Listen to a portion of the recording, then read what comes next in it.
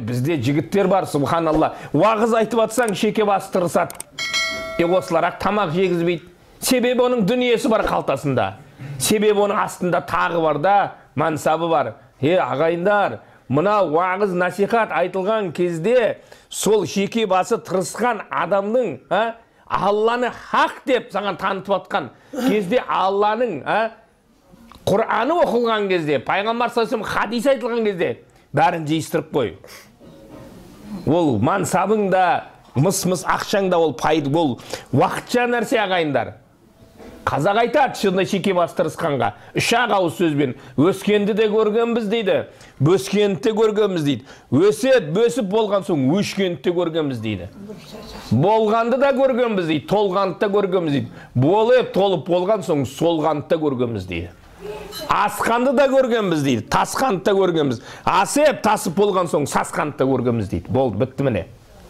Қараңыздар, сондықтан біз қаяқтан жаралдық, осыған мән берейік, біз қаяқтан жаралдық. Абу Бакр Жазайри деген ғалым айтады, осы мен адам баласына таңғалам дейді, өзі қаяқтан шықты дейді. Кішкене адам көкірегін керер кезде, тәкаппарлық жасайтын кезде, бір қарасында қаяқтан шыққанына дейді. Әкесінің қай жерден шықты ол дейді. Қай жерден шықтық біз әкеміздің? Зәр шығатын жерден шықты. Қай жерден барып жатты дейді ол? Анасының зәр шығатын жерден барып жатты дейді. Ол сөздің ұяттығы жоқ, ол ақиқат. Сондықтан адам көкірегін, мұрнын шиырып, көкірегін керер кезде қарасын дейді қаяқтан шыққанына дейді. Сондықтан Расул Акрам саллаллаху алейхи ва саллям адамзаттың асылы, екі дүниенің сардары, пайғамбарымыз саллаллаху алейхи ва саллям айтады. Адам дейді, асып та кетпе дейді, түсіп те кетпе дейді, ортада болыңдар дейді. Ортада болыңдар. Себебі қаяқтан шықтық біз? Ортадан шықтық қой, ағайындар. Ал тәкаппарланатын болса, мына Абайдың биыл 175 жылдығы болып жатыр. Абайды әлем мойындап жатыр, Абайды Европа мойындап жатыр. Сол Абай айтады, сол тәкаппарланған адамға айтады. Алланың хақ дінін айтып жатқан тыңдамаған адамға айтады. Адам бір боқ дейді. Көтергені боқтың қабы дейді міне. Боқтан сасық боласың, өлсең дағы дейді. Сенімен мен теңбісін деп мақтанасың. Білімсіздік белгісі ол баяғы дейді. Кеше ғана бала едің дейді. Бүгін келдің талай жасқа дейді. Көз жетті бір қалыпта тұра алмасқа дейді. Адамды сүй, Алланың хикметін сез. Не қызық бар бұл өмірде одан басқа дейді. Қызық жоқ бұл өмірде одан басқа. Ағайындар, бір-бірімізді мына өстіп сыйлап, мынау бір-бірімізді танып, бір-бірімізді құрметтеп өткеннен басқа қызық жоқ. Алланы танып өткеннен басқа қызық жоқ. Сондықтан Алла тағала Құр'анда не қыл деді? Вашкурули валя такфурун. Маған шүкір етіңдер да күфір етпеңдер. Күфір не? Қарсы келмеңдер деді. Қарсы келмеңдер деді. Сіздер қарсы келмеймін деп ойлайтын шығарсыздар. Жоқ, мен қарсы келіп жатқан жоқпын дейді. Жоқ, ағайындар, көбінде біз қарсы келеміз. Немен білесіздер ме? Құдадан ұят қой, құдағидан ұят қой, қалай арақ қоймаймын дейді да. Құдайдан қашан ұяламыз? Болды ғой, құдағидан ұялатын уақыт кетті, ағайындар. Кетті ол, құдайдан ұялыңыздар енді. Бітті. Қараңыздар, харамы болған үйге періште кірмейді деп жатыр. Періште деп жатыр. Харамы болған үйге періште кірмейді. Ал той жасайды. Көптен күткен қызын ұзатады. Көптен күткен ұлын тойға жаңағы үйлендіреді. Сонда не қылады? Я Құдай деп қояды. Қолына ұстап шайтанның нәжісі. Құранда нәжіс деп келеді мұны. Нәжіс деген білесіздер ме не екен? Ұлы сөздің ұяттығы боқсыдық дейді. Ненің? Шайтанның боқсыдығы дейді. Қараңыздар, Құранда келіп тұр, Алла тағала айтып жатыр. Мен Алланың сөзін айтып жатырмын сіздерге. Соны ұстап аламыз да, Алла екі жасты бақыт ет дейміз да. Екеуі ажырасып отса не дейміз? Құдай не жаздым мен дейміз да. Жазатын сол тойда жазып қойдың. Міне сондықтан, субханалла, некесін қиып, адалдап шығарып салсаң, ертең сол баладан бала туылмайды ма? Альхамдулилля. Қараңыздар, міне, бүгін міне осы үйге келдіңіздер. Дастархан жайылып тұр. Барлығы тұр ғой, қараңыздар, бәрі тұр. Енді сол нәжіс тұру керек бұл жерде. Береке де қашып кетеді. Ол істеген барлығы мынау садақа болмай қалады мынау. Қараң, мынау жария садақа дейді мынаны.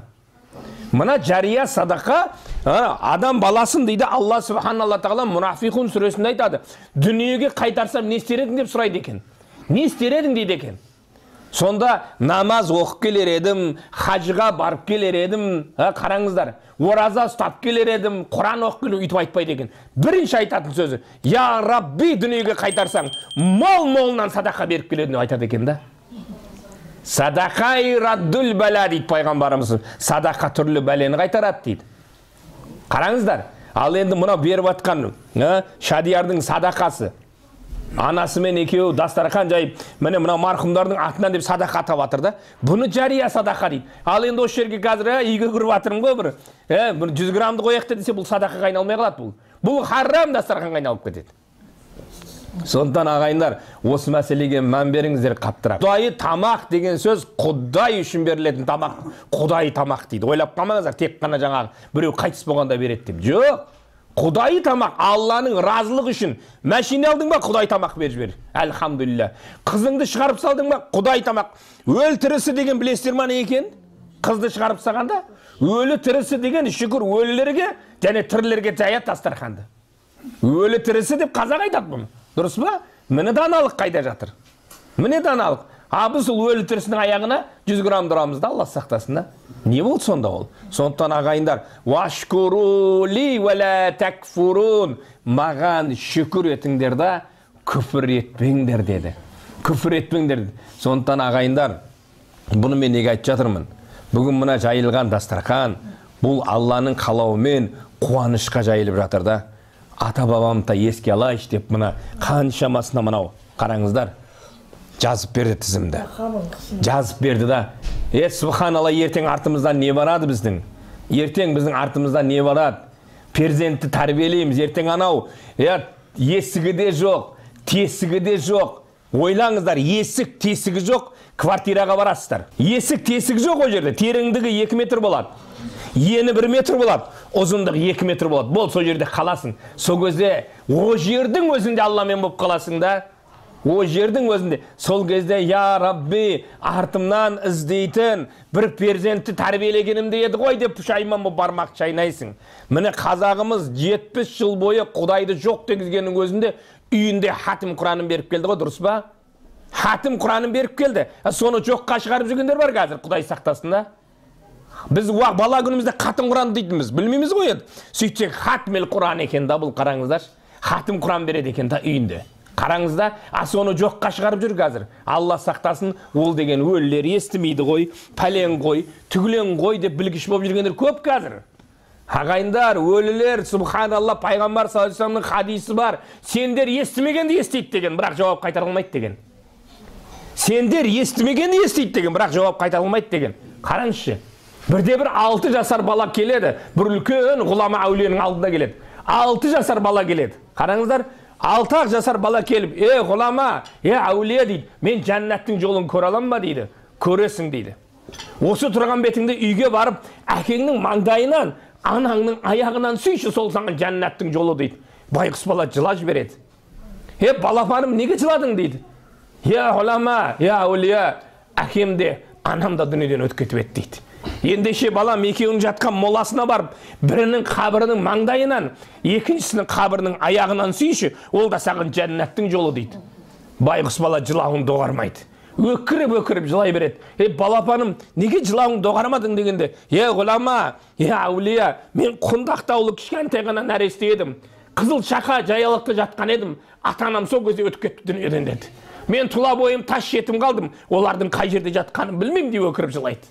Сонда балапаным, бір молаға барып, бір жер дөңгелеп сызып, бұнау менің әкем де, екінші жер сызып, бұнау менің анам деп, бірінің қабірінің маңдайынан, екіншісінің аяғынан сүйсең, сол саған жәннаттың жолы деді. Бұл жерде сүй деген топырақ сүй деген мағына шықпайды ағайындар. Осыны тікелей ұғынатын ақымақтар бар.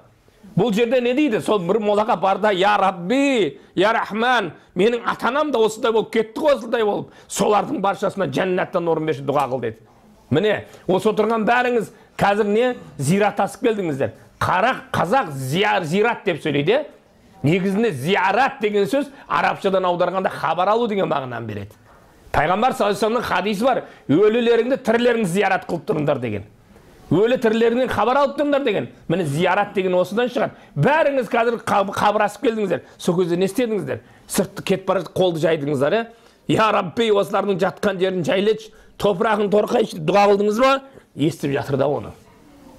Ал енді біз ертең ақ сүт берген анамызды, біз үшін ыстық суыққа күйген әкеміздің артынан дұға қылмасақ, не үшін біз перзентпіз? Не үшін?